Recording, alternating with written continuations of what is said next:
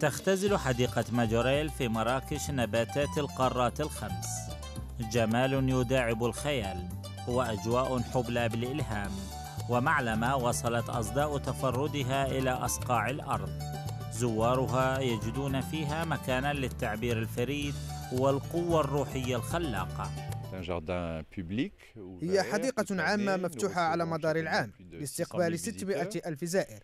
أنشأها الرسام الفرنسي جاك ماجوريل الذي استقر بمراكش في بداية العشرينات لتكون إحدى لوحاته الحية.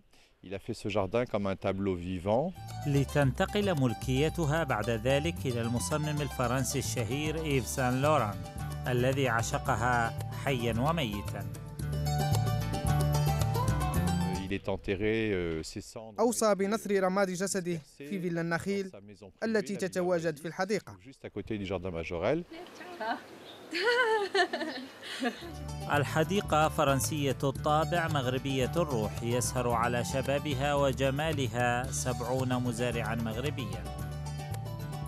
حديقة ماجوريل حوار لثقافات الطبيعة، حيث تتعايش أكثر من 360 نوع من النباتات التي تم استخدامها من القارات الخمس.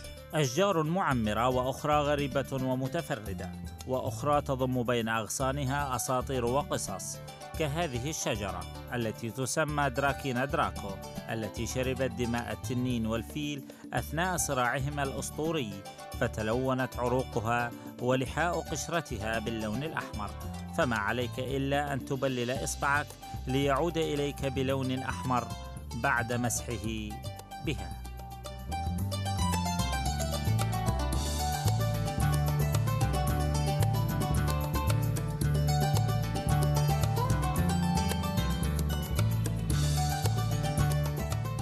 من مراكش محمد العرب، وصباح الخير يا عرب.